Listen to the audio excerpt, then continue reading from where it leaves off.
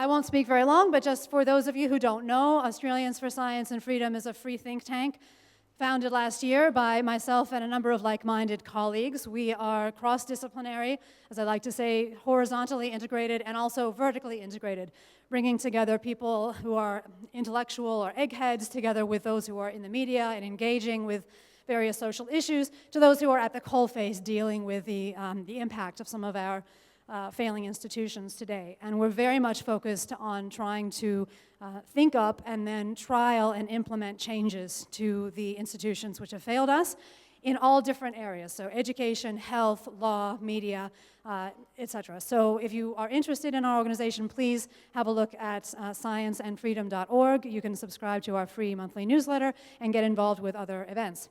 So I'm going to just read a little prepared speech here, a little bit about ASF and why we think that this is a very important issue that we've been talking about today. Australians for Science and Freedom are proud to be hosting this conference with our wonderful sponsors, Mothers of Sons. We see that the erosion of the presumption of innocence is undermining personal liberties and having a chilling effect on freedom of speech.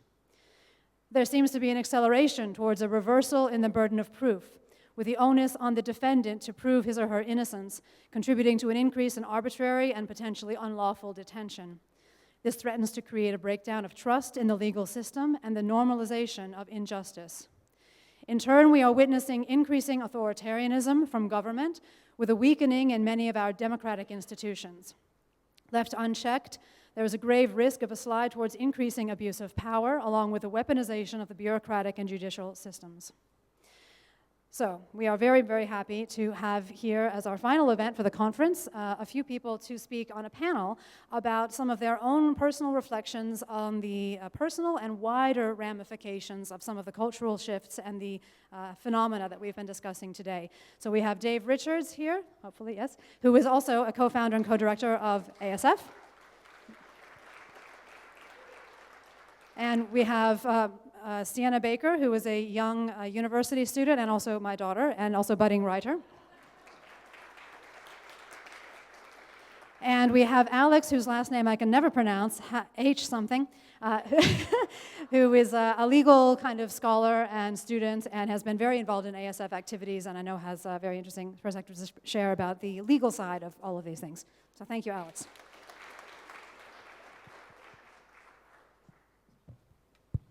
Okay, so I might just start by going down the line and asking each of you why you are here, why you're on this panel, and what your own personal experiences have led you to. And you're welcome to either speak from the lectern or speak from the chair. Thank you, Gigi, and thank you for having me speak today. There is a slide, I think, that you may have that we could put up, perhaps. So I wanted to talk a little bit about the weaponization of the legal system, because I myself went through a period where basically I was targeted, I believe, by the judiciary and by some of the bureaucracy, basically as a result of some false allegations. I was effectively suspended from work by the Queensland Health Ombudsman, and also I faced criminal inquiries from the police. Just at the time when the police case was at the point of collapse, this story was published on the ABC, and instantly it appeared in newspapers from the Darwin Times to the Hobart Mercury. I mean, basically, it took me about 2 to 3 months to restore the problem, solve the issues, and basically the whole thing was dropped on the doorsteps of the courtroom, which is seems to be a little bit of the modus operandi of these organizations. And unfortunately, of course, even though everything is cleared, I'm back to work, everything's completely back to normal, all the allegations have been refuted. Of course, these media stories remain on the internet, and it's almost impossible to get them down. You know, I've spoken to the ABC, I've spoken to other agencies, and basically they remain. All I could get from the ABC was a token gesture to say that the decisions had been revoked. And I think this speaks to something that's fundamental in our society, which is, our right to the presumption of innocence. And that is, as the Law Society says, is sacrosanct in our society. And once we start to allow that to become eroded, then every one of us as citizens are potentially subjected to this kind of, attack and destruction in our lives. And of course, I had to defend this at a time when I wasn't working, and it was extremely expensive. And the average person, I was fortunate, I had support and so forth, but an average person cannot afford the kind of the defense required to successfully defend these things. I feel for so many people who are almost certainly being subjected to these attacks and indiscriminately, and as a result of that, facing possibly detention. We know that detention rates in Australia are 37% of prisoners in Australian jails are held on remand. They've never been convicted of anything. It's that number's increasing. Fairly soon, the majority of people incarcerated in Australian prisons are going to be held there without a conviction on remand, waiting for their day in court. So I just want to let people know my experience, and I'll hand it back to Gigi. Thank you. Thank you, Dave. Okay, so we'll come back for Q&A a bit, but I want to get each person's view. So Sienna, why are you, apart from the fact that I'm your mom, why are you on this panel, and what do you see as sort of the major issues that these sorts of loss of presumption of innocence has brought up in your life? Yeah, I don't really have a professional or clinical background, obviously. I'm quite young still. But I suppose I see more of the cultural implications of this play out in my generation, which is what I'm most concerned with. I just see a lot of resentment, I guess, between men and women, young men and women, which is a bad thing for many reasons, most of all because, this is going to be the generation that produces the next one and ongoing. But I see a lot of kind of women taught that they are inherently kind of going to be either victims already or going to be victimized at some point in the immediate future by any man that they might see or meet or go out with. So they're taught to be scared. And men are taught that they are sort of naturally guilty as well of various misdemeanors which they may have or may not have committed. So this obviously breeds some kind of, definitely a sense of resentment and even hatred. A lot of the time you see that between men and women. And I guess that's a broader cultural kind of outgrowth of this, this assumption about men, which is not helped by the notion that, if you are accused, you're automatically, it's kind of like a believe all women sort of thing. You're automatically guilty. So I see that playing out. That's what I'm most concerned with. Not only the younger generation, I must say. I had lunch with a friend the other day who's just had his 46th birthday, and he was expressing to me this kind of revelation that he had, which was that he interacts sort of poorly with women, even women that he knows completely, like him and get along with him, because he's terrified of being accused of being a rapist, terrified of it. And I kind of thought that was very sad, and I expressed that. I was like, that's really unfortunate that this kind of climate has, made you feel like this. And he doesn't feel any resentment towards women, but I wouldn't, miraculously, I guess, but I wouldn't blame, I don't blame, I suppose, a lot of men for feeling that way, which is sad, because men and women need each other. So, yeah.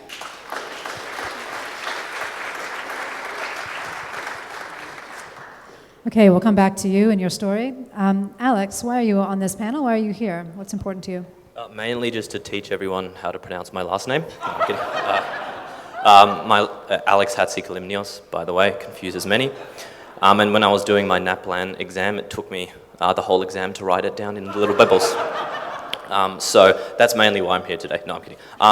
So I don't have a similar experience to some of the panelists up here today, but I am a legal academic, PhD candidate, hopefully Doctor of Philosophy soon, and I'm a human rights lawyer, not practicing at the moment, but that was my passion, and that was sparked during the COVID pandemic. Everyone in this room probably really sick of hearing about it, and so am I, to be honest, but it is important to learn lessons instead of pointing fingers at people, to learn lessons as to what went wrong and how we can fix that. So, you know, the presumption of innocence at international human rights law is protected in the International Covenant of Civil and Political Rights. Essentially, everyone is assumed innocent until proven guilty.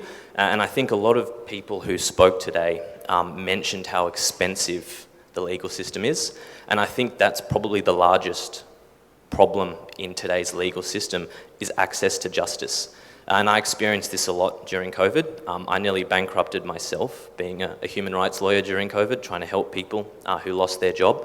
And it's really disheartening to see good people not be able to afford justice or access to justice because of their financial situation, and having to defend yourself against a claim from going to a COVID protest or other things that have been discussed today isn't cheap. And I think that's something that really needs to be investigated into as well. And other things from, you know, example of the presumption of innocence. Everyone remembers the guy who punched the horse during COVID. That's what he's still known for, although it's been discussed that he was acting in self-defense, and he's run a defamation suit, and any lawyer in the room knows how difficult it is to actually win a defamation suit, and that is privy to what happened in some of the conversations today. So that's my perspective at the moment there. Thanks, Alex. Thank you.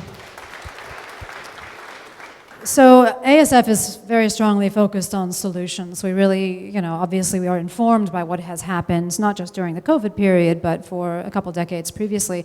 And so I want to go to each of you and ask, from your perspective, based on what you have experienced and possibly are still experiencing, what directions do you think that people who are like-minded and have a desire and will for things to change in this area, what do you think we should be working on? What are the kinds of changes that are feasible, whether it's in our dining rooms, in our communities, within our professions? What can people actually do to ameliorate some of the harms that are arising from the loss of the presumption of innocence and the crumbling of some of the institutions that we've relied on most of our lives and that are failing us now? So Dave, I'll start with you. Well, I think organizing events like this where people can communicate with each other and share experiences, I think we need to speak to it. You know, this is almost a conspiracy of silence. In my situation, for example, whilst my mugshot is all the way around the nation, if I speak about the person who made the accusations, then I can face criminal charges. And of course, that protects the prosecutors. And so there needs to be some way that we communicate. We have an opportunity to communicate, and this is a great start. But it needs to keep going. We need to share our experiences. We need to know that we are not the minority. We are the majority. So many people have gone through this, and the more we talk about it, the more difficult it is for these. I'll call them the perpetrators who are doing this to normal people, family members, you know, the more difficult it is for them to control the narrative while we are giving an alternative discourse. I think that's critical, and I'm really concerned, share Sienna's viewpoint that, you know, families are core to Western societies, Western democracies. That's where children are nurtured. And once, this is an attack on the institution of the family, which it may not survive. You know, in Queensland, twice as many domestic violence orders were issued as there were male births last year. There's more than twice as many domestic violence orders instigated every year than there are marriages. So how on earth is the institution of marriage going to survive this? And those are the figures that people need to be aware of and understand how devastating this is to the social fabric of our society. Thank you, Dave. So So raising awareness, I think this is very important just from my perspective as an academic. One of the problems that we have is there are very few journals in the academic sphere that will actually accept alternative viewpoints on these kinds of issues. And so one thing we can do is to actually start new journals. So that's one of the things that ASF is actually actively considering doing for exactly this reason, to try to provide an avenue for voice of what I think, I agree with you, is probably the majority viewpoint, but a lot of these existing journals have become captured by the same narratives. But also at the community level, of course, having events like this, our upcoming event in November as well, which is our second annual ASF conference at RMIT in Melbourne, and any other in-person events. And anybody in the audience, if you have ideas for events in your community, or even just, a dinner party with a bunch of like-minded people, and even maybe some who you're not sure if they're like-minded, that's how we grow awareness and grassroots strength, I think, in the face of these kinds of unfortunate powers. Sienna, what can be done? Is there something that you have in mind, whether it's a personal individual action at a very local level, or something bigger, broader, that could maybe help? Yeah, it's a tough question. I keep going back to something about something about like education. I think of like my experiences in school, and I went to an all girls school, and a great deal of my classes in university have been majority female, and you kind of get taught the same thing about like danger and men, and implicitly a lot of the time, not necessarily explicitly, but there's also like no men around, so it's kind of like, okay, all the women are agreeing with each other about how much danger we're in, and this is great. But it's kind of like, it gets a bit exhausting after a while. I'm kind of like, I don't know I can't formulate necessarily a solution at the moment, but it's because it's just such a big problem, and if you bring it up a lot of the time, people will kind of dismiss you as, okay, well now you're excusing rape and all these kinds of things, and it's like, well, it's not that simple. But there's got to be something to do with that, that sort of system of assuming that there's kind of these power dynamics govern every single interaction that you have in a negative way. Like, of course, there is going to be a power dynamic in each interaction that you have, but that's not necessarily what we're kind of actively, and this is something that I have been explicitly taught, is that it's bad. There is going to be like, power exercised in a bad way. When you meet someone new, and this should be accounted for and should be equalized at all opportunities, and it's not necessarily true. And if you come at it from that direction, then you're just automatically assuming that these interactions need to be negative, they have to be negative, and that the social connection is naturally going to be governed by this kind of constant tension and like fear, and it's just not something that I think is useful to teach or helpful to teach, especially young women, that they should be scared all the time of everyone they meet. Like, it's just not helpful. So I go back to something like that, but I don't have something completely formulated yet, I suppose. No, that's super interesting. So I like the fact that you're talking about power, because it occurs to me that so many of the stories we tell our children, or used to tell our children about, important sort of narratives that they can use to guide their lives involve power dynamics. The David and Goliath story, for example, right? Or any story where you have a less and more powerful person, you cannot equalize that as an individual, right? Power comes from groups, right? And we are all inherently influenced by our groups. We are members of groups, and we can't somehow just claim that we're not, right? It's like claiming that you are one sex when you're not that sex, right? You can't do it, right? So you sort of can't change some parts of reality, but you can change your mindset about how you're going to operate in that necessarily power-ridden human interactional space. Alex, what can be done from your perspective? And obviously, you have the opportunity, perhaps, as a budding legal, mind and actor, to maybe try to change some of this.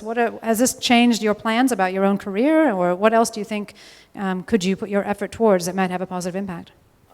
My current career has been entirely shaped, as I said, from COVID. I was never planning to be a lawyer, and I got into law school, and here we are. So there are events that do change your life. And it can be extremely scary to not take action. And I deliberate taking action, even deliberating coming up on stage today throughout the event. But I think it's important that if you have a voice and people are willing to listen, that you do it, talk about it. And Damien mentioned today culture.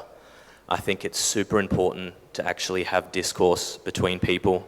I know it's very scary to share opinions, especially when you're of my generation, and you may not have as much respect as others who have been before you, and that power dynamic comes into play there as well. So I think it's changing things from the ground up, talking to your friends, making them feel like they're listened to, also getting rid of the she'll be right culture that we have here in Australia. Every time there's a problem, let's just put it under the rug, and now the rug is about as tall as Mount Everest, and it's getting harder to ignore. So I think talking to your friends and your family, and in terms of academia, Gigi is really quite right, and obviously much more learned than I am, but it's very difficult to not toe the company line. And I think it's important that research does go out there, and obviously it's not research that isn't lacking substance, and especially when you're going to be scrutinized more for going against any possible agendas or discussion out there. It's really important to do things properly and correctly, and we have access to more information than we ever have, and someone showed a graph up there today about that access, and I think it's important that we all encourage education between us and our friends. Excellent. So yeah, education again, but maybe around the dinner table, kind of at home or with your brother. I have found it very difficult sometimes to start a conversation, particularly on the COVID issues, with someone who is, very much of the mainstream view, because as you were saying, Sienna, you're sort of accused of standing for things that you don't stand for, I mean, I was called a granny killer, right? I do not stand for killing grandmothers. Let me just put that on the record here, right? And I don't think that you stand as an apologist for rape, Sienna, no. Or most of us would not stand for these things. But there is a really practiced and very almost professional way now that you see words like that being bandied about that automatically pigeonhole a person as if they actually adhere to completely immoral and completely inappropriate principles or values, right? When really, oftentimes, what we are speaking from is a concern for humans, a concern for the livelihoods, the welfare, the well-being of the people we love in our lives. So I think possibly, going back to Damien's talk, saying that a bit more might be one thing. To actually say, the reason I'm speaking here is I care about our societies and the health of our individuals, the humans that surround us, or the people, men and women. Often when I'm talking on Q&A or whatever, I'll say, what matters is the lives, human well-being measured in lives, number of lives, length of lives, quality of lives. And it's hard to argue with that. So if you try to start from a position where it's hard to argue, right, and you say, this is the morality that I'm speaking from, and then you try to very gently lead, sometimes that can work, but I have found there's a psychological block a lot of the time, in terms of being able to actually listen on the other side. Dave and Sienna, I know you have sort of personal experiences with this. Would either of you like to talk at all about those in depth or otherwise? I was very lucky. I was completely innocent, but I was lucky in the sense that I could afford my defense. I had lots of support around me. I had a friend who had a lot of experience in the police department who was able to give me some direction as to how to defend myself. And so, I made some small mistakes, thank goodness, but generally speaking, I was lucky to be able to defend myself. But one of my barristers said, you wouldn't have been able to get that decision if you're Aboriginal. And I said, what do you mean? And she said, well, basically, for a start, you wouldn't have been able to afford it. And I think, I can only think in horror of the number of people who are innocent, who have done nothing wrong, who are now incarcerated, and of course we know that this is one of the big things that's been happening in recent years with this abrogation of the presumption of innocence is we're importing more and more of these tribunal type trials from the United States, where basically the normal rules of evidence don't necessarily apply. And the decisions are then being made by the magistrates or by the judges. And of course, that means that as individuals in our societies, our human rights are being curtailed by this kind of process. And someone who is suddenly, I mean, you know, your head's spinning when this starts to happen. You know, you're disorientated. I mean, that's part of the process. That's how they disable you, is to confuse you. And so if you don't keep your wits about you, you can make some decisions that can be very costly. It's very difficult to step back from those. And so, you know, trying to get good advice. I think it was Debbie that said that you know, she trusted the you know, sort of what do you call A barrister. Yeah, yeah, and you know, it was faithful, and you know, it's a long way back from there. You got to take it very seriously. So speaking about trust, Sienna, did you want to talk at all about your personal experiences and the issue of trust? Yeah, no, I don't really have all that much to add. I'm not super, I'm not interested in it's a bit of a funny line to walk, because I don't want to kind of brand myself a victim. I'm not interested in that label, but, you know, I suppose it is relevant. I've had experiences in the past where I've been in relationships that were abusive, and maybe it takes a little bit of active kind of reflection on the situation to not then kind of extrapolate that out to all men. But I think that's something that a lot of people don't do, and men as well, kind of like, you know, all women do this, all women are bad drivers, all whatever. That it does happen, and it's difficult to kind of work your way out of that, but it is really important. And if I were to have gone like, okay, I've had these bad experiences with men, now I hate all men, which is something that a lot of women say, that would be to deny the really kind of the valuable kind of protective, the flip side of masculinity, which is incredibly important. You know, the side of men that really they want to protect the women that they love. They want to have deep connections with women. They genuinely want this. So it would be to deny that kind of side of men and just sort of say, okay, well, they're all bad and they're all going to hurt me, which is not helpful, of course, and it is a miserable way to live as well. So it's a difficult line to walk, I suppose. So. So dehumanizing. I mean, I have felt this as well, that when we don't accept that men and women make mistakes, right? They make mistakes. And certainly some of the men you've been with have made mistakes. When we don't accept that that happens as part of nature, of our nature, then we do slide down that slippery slope of starting to reject the man or the woman for being a man or a woman. And that is very anti-human. That is very anti-humanity. So I think to keep our minds open, and part of the presumption of innocence is that. That's one of the things that it guides us towards, is to experience every individual as an innocent person from whom we can live, whom we can connect with, whom we can support, and whom we can create with in the future. So I think I'll probably leave it there, everybody. Thank you very much for listening. Thank you for your contributions.